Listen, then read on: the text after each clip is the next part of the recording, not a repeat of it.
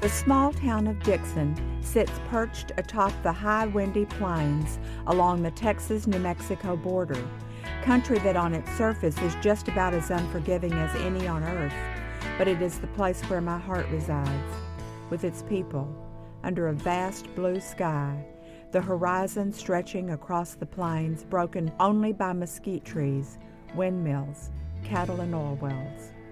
This is my home. Let me tell you about it. Oil wells, fried quail, and silver dollars. Fortunately, Ike remembered he had an old pair of work boots in the back of his pickup. It was the only thing he could think of that might give his tires enough traction to get unstuck. After so many attempts, the tires had dug deep trenches in the soft dirt. He wedged a boot under each of the back tires, then got back in the cab and started the engine. Hanging his body halfway out the driver's side door and watching the rear end of the pickup to see if he was making any progress, he stepped on the gas and gradually accelerated. As the engine wound up, the tires ground into the boots and dirt, then lurched forward. Hot and thirsty, he pulled on the emergency brake and let the engine run while he went around to the bed of the pickup, where he kept a galvanized steel 5-gallon water can. He took a cone-shaped paper cup from a stack, filled it to the top with ice-cold water from the spout, drank it down, then crumpled the cup and tossed it into the bed of the pickup. He took the big metal lid off the water can. The lid was deep and held a lot of water. Ike filled the lid, took another deep drink of water, then poured the remainder over his neck. The water spread across his broad shoulders, turning the tan of his khaki shirt to dark caramel and sticking it to his back. He looked out across the Llano Estacado, where a flat line of blue sky met brown earth as far as he could see. He closed his eyes and took another breath, deep and long, until his lungs felt as wide and clear as the landscape that stretched out before him. Ike was shaken up by the mishap. Normally, he was alone on the job, just him and the feisty black and white terrier Midge, who never missed a day of work. But on this day, when they had very nearly gotten stranded miles and miles from anywhere, Ike and Midge had company. Ike took several more breaths before he filled the lid again and carried it to the passenger side of the pickup, where his only child, 8-year-old Priscilla, was sitting, holding a dead quail. She was unconcerned about their predicament with the pickup. She was so intent on trying to make the bird's limp head stand upright. Several times she had positioned the tiny head to an upright position, and each time she let go, the little head fell loose again, back to the side of its body. It fell more heavily than seemed fitting for such a small head, dead white. And growing inside her, Priscilla felt the dead weight of regret. It was a school day, but Priscilla's parents had allowed her to take the whole day off. It was just a week and a half before quail season was over, and Priscilla had been asking to go quail hunting with Ike. Ike and Jerry Dale had talked it over and decided it would do her good to get away, out to where she could clear her mind. Something bad had happened to Priscilla, something that had turned her 8-year-old world upside down. Early on that cold February morning, while it was still dark outside, Ike followed his usual routine. He stowed his lunch pail behind the front seat, tucked a thermos of hot coffee under the seat within easy reach, and laid his flannel-lined jacket next to him on the bench seat for Midge. The little terrier leapt into the cab and reared up on the dashboard, her hind legs stretched out as far as they could go to reach. She would ride this way until they got out to the highway, past the city limits west of town. When she was satisfied they were on track, she'd tuck herself close to Ike's side, curl up on the jacket he'd laid for her. Priscilla walked stiffly out to the pickup. Jerry Dale had her bundled up so tight in her beige car coat she could barely walk. The hood was drawn up and gathered around her face until her eyes were almost covered, so she had to hold her head way back to see where she was going. Ike called, "Come on, Nubbin," and held the door open. Priscilla climbed into Old Red and took her place at shotgun. Jerry Dell held back the drapes that covered the picture window in the living room and watched the pickup disappear in the cloud of vapor that roiled out of the exhaust pipe in the early frosty air. Before leaving town, Ike always stopped at the ice house to tend to his water can. Even when it's cold, cold winter, it's critical to have plenty of water out on the far-flung oil leases miles from town. When Ike pulled up to the loading platform at the ice house, he gave a short honk, signaling Sam Trout of his arrival. Trout Ice Company was on the highway past the fairgrounds, just outside the city limits. Sam started working there when he was not quite 8 years old, younger than Priscilla, or Little Ike, as Sam called her. Sam was an orphan and lived with first one, then another of his kinfolks, up until old Mr. Atkins, who owned Dixon Ice Company, let him live in a little house out behind the ice house. The little house wasn't more than about 8 by 8, but it suited Sam and all the dogs he had over the years. The dogs were named Dog 1, then there was Dog 2, Dog 3, and so on. Mr. Atkins looked out for Sam, pretty much raised him as much as Sam would let him. Sam refused to go live with Tom and Thelma Atkins in their big house in town.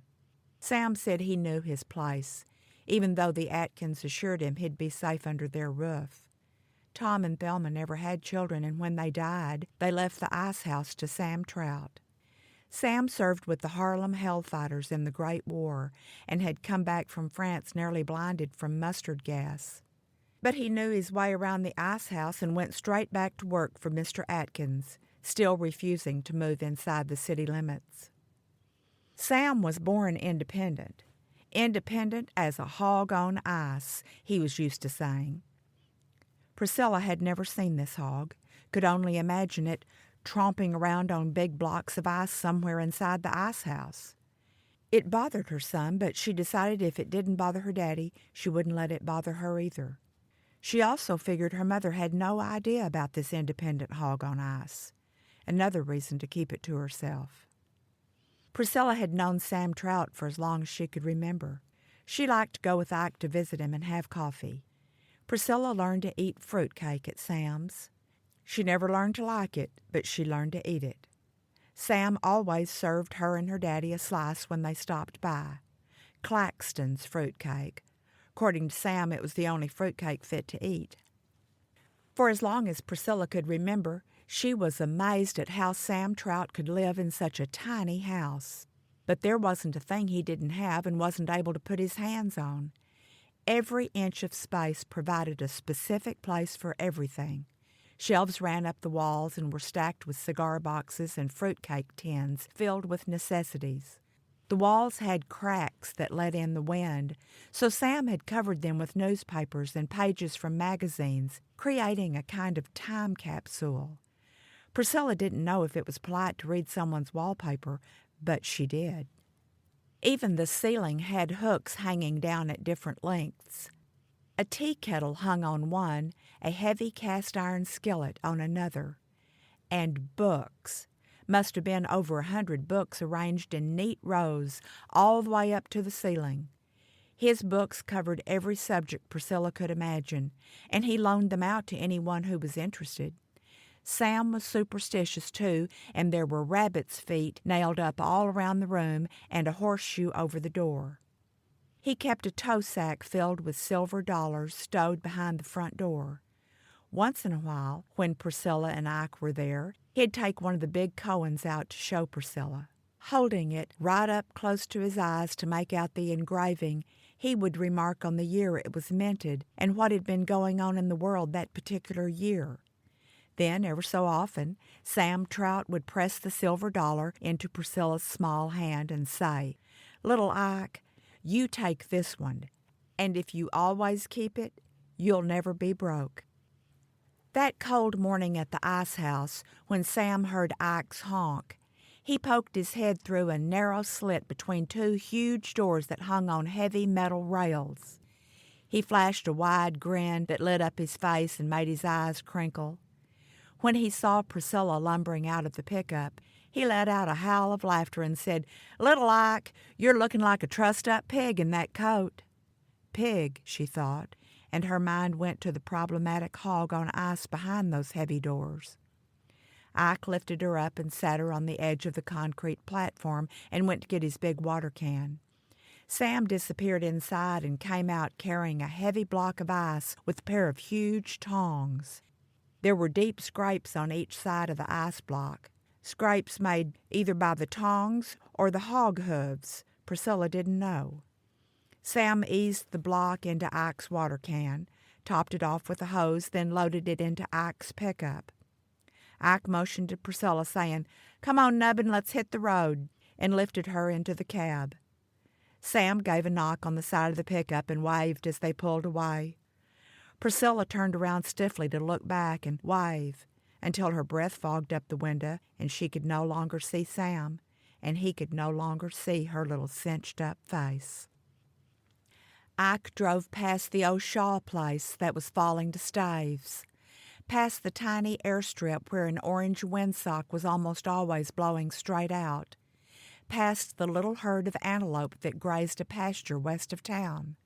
Finally, Ike turned off the highway onto a web of narrow roads that led across ranch land to the gravel-covered areas where oil companies had erected pumping units and tank batteries and other immense pieces of machinery to extract the black oil and natural gas that lay beneath the earth. Once unnatural-looking, over the years the oil wells blended into the landscape, just as the once unnatural-looking wooden windmills that extracted groundwater from deep aquifers had done, just as barbed wire fences had done, and metal cattle guards that kept the cows from going astray. These things represented progress for some, and the end of a way of life and land for others. If it wasn't too cold or too hot, or the wind wasn't blowing too hard when Ike and Priscilla and Midge got to the lease, Ike might let Priscilla get out and climb the metal ladder to the top of the tank battery to walk along the catwalk that ran the length of the row of tanks. She'd watch as Ike opened up the hatch cover and dropped a heavy, pointed brass plumb bob down into the tank. It made her shudder, imagining the plumb bob descending down, down, down to the bottom of the huge tanks filled with thick crude oil. Ike would wind the apparatus back up, check the reading, then jot down figures into a small notebook while Priscilla leaned on the metal railing, looking out across the prairie.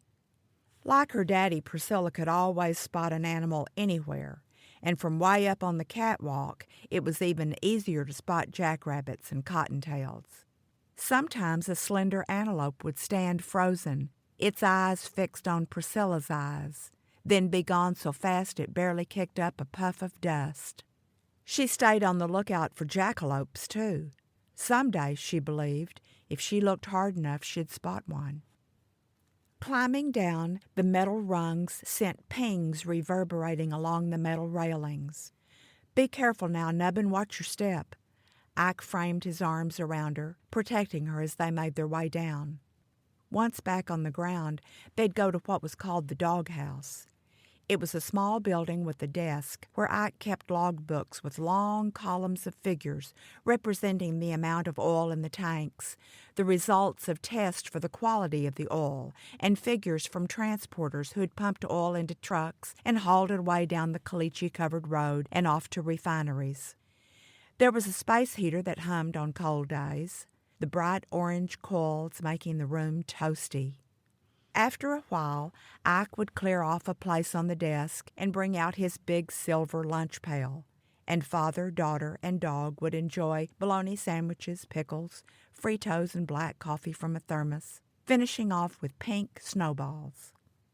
Sitting on the floor, Priscilla almost ritually unwrapped the cellophane that enclosed the pink coconut and marshmallow-covered chocolate cakes that sat side by side, two to a package on a white cardboard tray.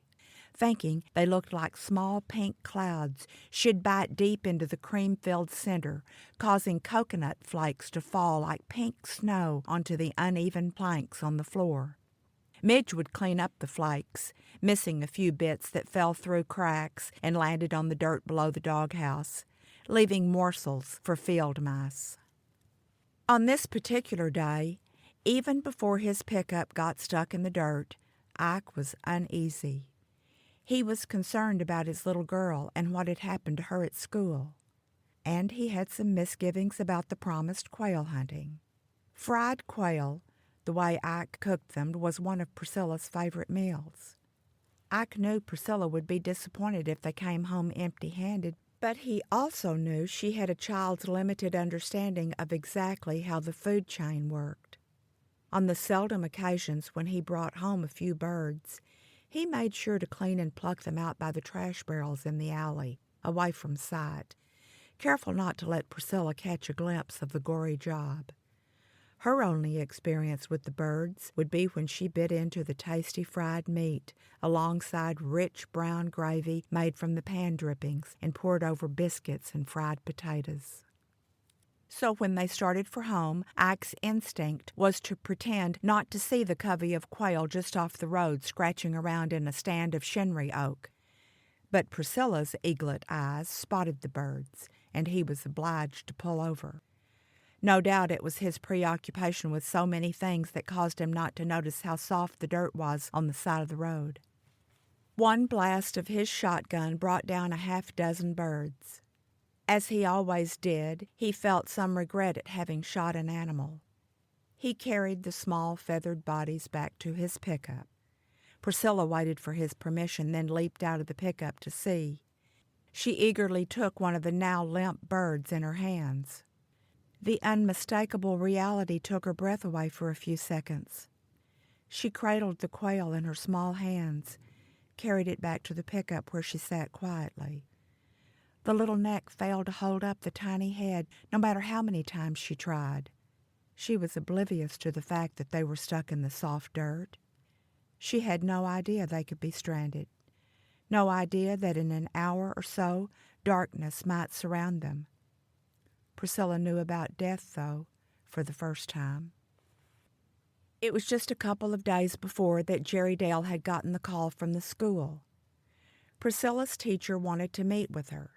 Jerry Dale took off work early and was in Miss Houghton's office exactly at 4 p.m. Her mind had been in overdrive, trying to anticipate why on earth Priscilla's teacher had summoned her. She and Ike had stayed up late into the night considering everything they could imagine. When Jerry Dale arrived at the school that next afternoon, Ann Houghton greeted her at the door of her classroom. She offered perfunctory pleasantries and indicated a child-sized seat for Jerry Dale opposite her full-sized seat. Then she launched into an explanation of the problem. She had focused on each of her pupils one by one to discern their particular weakness. She believed that highlighting a child's weakness was the best way to encourage the child to improve. She said she had easily been able to identify the main weakness in each child in her class. Jerry Dale's hackles began to rise as Miss Houghton continued. First, the teacher lavished praise on Priscilla, remarking that she was smart and poised, got along well with the other children, participated in class, always finished her work on time, had excellent grades, was confident and perfectly behaved. She went on saying, "And Priscilla is such a pretty little girl, too, beautifully dressed and groomed. But, Mrs. Gibson, I simply cannot understand it. I have been able to make every other child in my class cry, with the exception of your daughter." Incredulity smacked Jerry Dale in the face. Barely able to catch her breath, she continued to sit in stunned silence, anger rising like magma ready to spew. She staunched the urge to slap the woman across the face. Instead, she rose calmly and silently, picked up her purse from the tiny chair, and replied evenly, "You will never make Priscilla cry. She'd have to like you first." That night, after long, serious conversations, Ike and Jerry Dale told Priscilla she could stay home from school and spend the day quail hunting with her daddy. And they told her it would be her decision if she wanted to stay in Miss Houghton's class or request another room. Priscilla never told her parents about the day her teacher called her to the front of the class. In front of all her friends and classmates, many she'd known her whole 8-year-old life. Their parents were friends of her own parents. Priscilla had not told Ike and Jerry Dale about how puzzled and self-conscious she felt as her teacher began to explain to the class that Priscilla was an only child, the only child in their class. Priscilla felt her ears sting as Miss Houghton went on, explaining that, as an only child, Priscilla's achievements counted less than their achievements. Because Priscilla's parents had only one child, they were able to devote more time to her, give her more advantages. With only one child, they could lavish her with unlimited time and attention, giving Priscilla an unfair advantage. But there was no doubt that it would cause Priscilla in the long run to become spoiled and irresponsible, and the Gibsons would fail Priscilla as parents. The pain of having her parents unfairly criticized was unbearable to Priscilla. She made up her mind to prove this woman wrong. And the decision about whether to stay in Miss Houghton's room was stay. Priscilla may have only been an 8-year-old child, but weakness was not in her makeup. However, Ann Houghton had rooted out a weakness in Priscilla. Ann Houghton had watched her with Ike and Jerry Dale. She had seen her in the morning when Jerry Dale dropped her in front of the school, watched as Priscilla hesitated, turned back to give her mother another wave. She had seen how Jerry Dale watched and waited until Priscilla completely disappeared into room 307.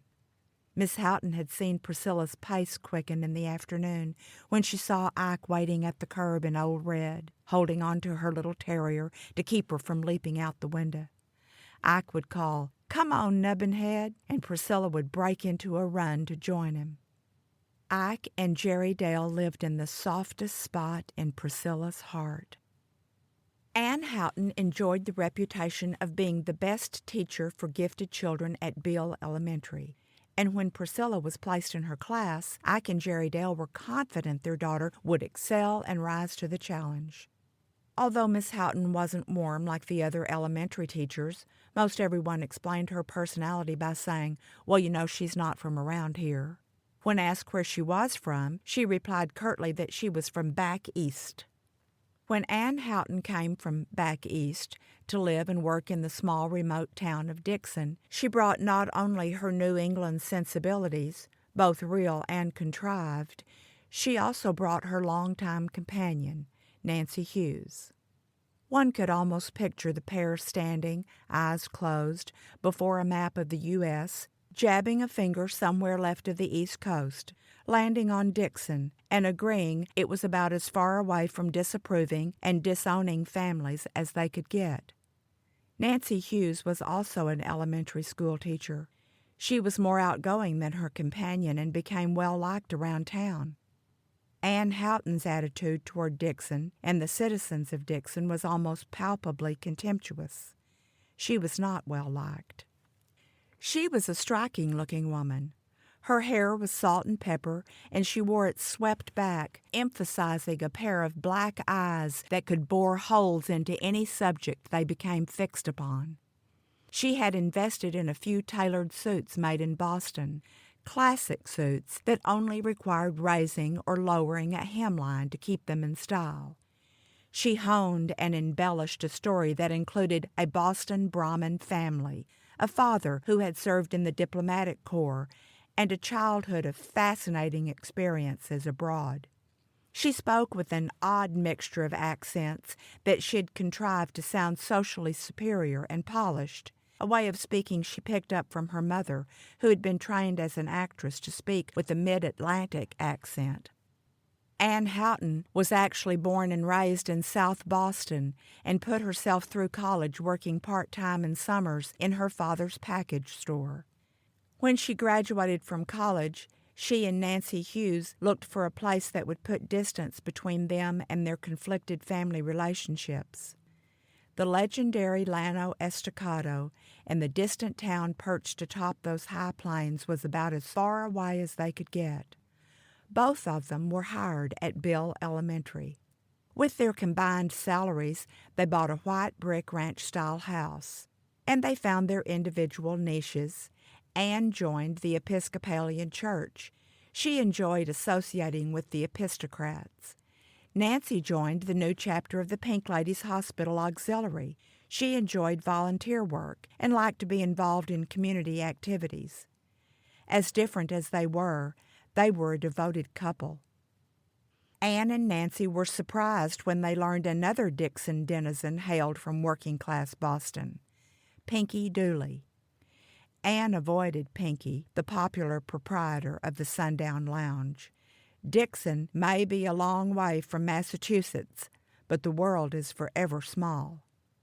Pinky's little sister Bridget and Anne Houghton, the former Annie Hogan, took their first communion together at St. Brendan Church in Dorchester, Massachusetts. Pinky remembered little Annie Hogan well. Nancy certainly did not seek out a friendship with Pinky Dooley either, even though he was known to be discreet. But occasionally, when she stopped by the Sundown Lounge with her Pink Lady friends, she found herself wishing she could take a seat at the bar, reminisce with Pinky about their childhood. She liked the easy way he had with his customers. She liked hearing his easy laugh. It made her homesick and a little sad to have to keep up a charade she believed was not necessary. But she did. She loved Anne in spite of her insecurities. She knew the source of Anne's insecurities and old scars. Anne Houghton had just one friend in town, if you could call her that, Lydia Conroy. Lydia lived with her 6 children in a single wide trailer house across the highway from Sam Trout and the Ice House. Lydia supported her kids by taking in ironing, and she was an expert seamstress. Her work was exquisite. Anne Houghton employed her to keep up with any necessary alterations on her tailored suits. Lydia was grateful for the money, even if she became a helpless captive audience every time Miss Houghton showed up.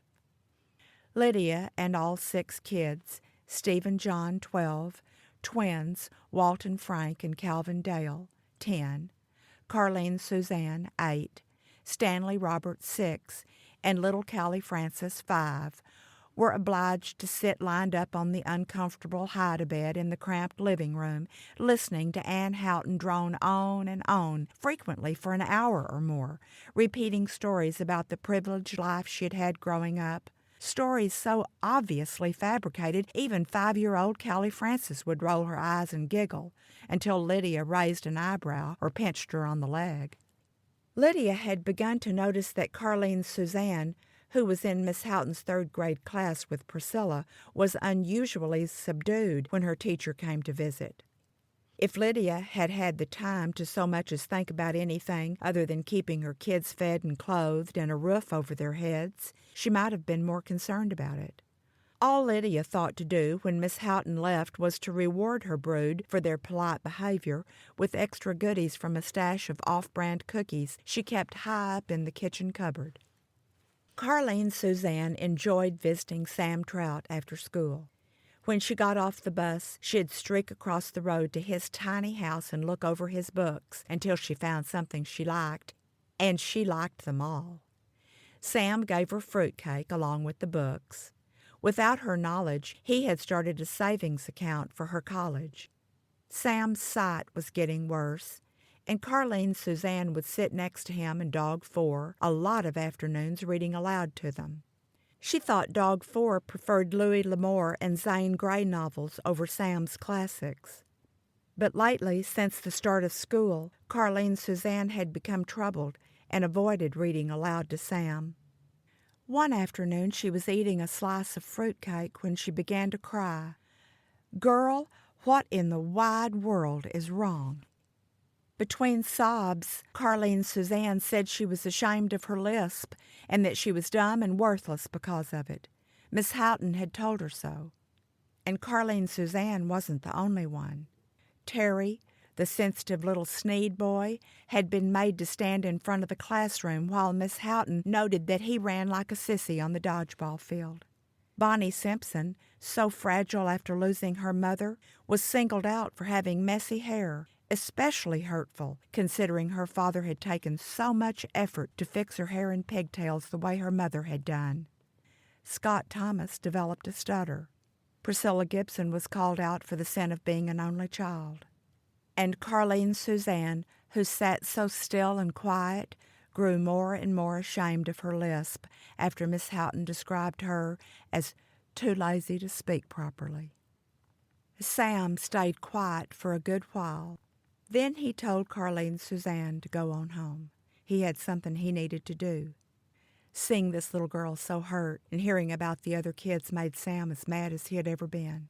4, come on. His big dog jumped in the truck.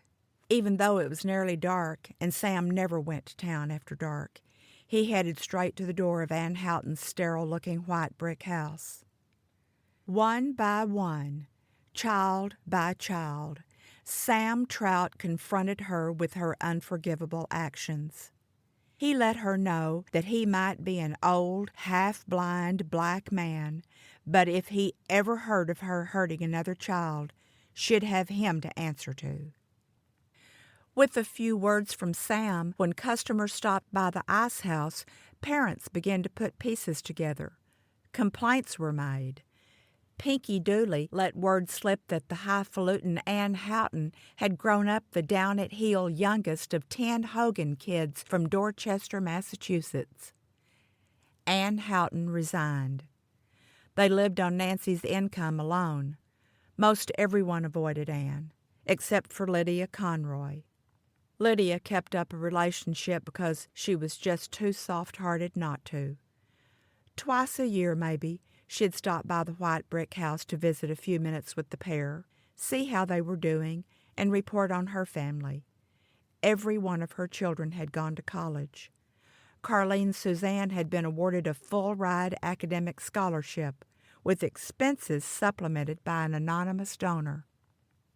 By the time Carleen Suzanne and Priscilla and all the other kids Sam watched out for, cared about, and mentored were grown, his sight was almost completely gone, and old Arthur, as he called his arthritis, had gotten so bad he could barely get around on his own. Things in Dixon had changed by then, and Sam finally felt comfortable living within the city limits. He made Prairie View Assisted Living his new home. His room was more than twice the size of the little 8x8 house he'd lived in for decades. Ike visited him once a week, took him the pouches of Red Man tobacco he liked. They talked about the old days and the new days, talked about progress and how long it took to make any. They drank coffee, ate fruitcake, talked about Priscilla when she was a little girl, and laughed about her theory about the hog in the ice house. One of the nice volunteer girls read the newspaper to him, and Sam let her choose one of his books to read aloud from, too. After Priscilla was grown and had left Dixon, she always remembered Sam at Christmas and on his birthday. She sent him cards, and she always returned one of the silver dollars he'd given her when she was little with the note, "If you keep this, you'll never be broke." Sam Trout did not die broke. He left over $100,000 in a savings account. In his will, he left instructions for Ike Gibson to take care of Dog 6, which he did. He also left instructions to use his life savings to set up a college scholarship fund for the children of Dixon. Sam left his collection of books to the school library, and 10 years after Sam died, the city of Dixon constructed a new public library and named it for Sam. Sam Trout Public Library stands proudly on the corner of Central and Avenue D, inside the city limits, and where, if you turn and head east, you'll pass the old ice house and Sam Trout's little 8x8 house, still standing against all the wind that can blow.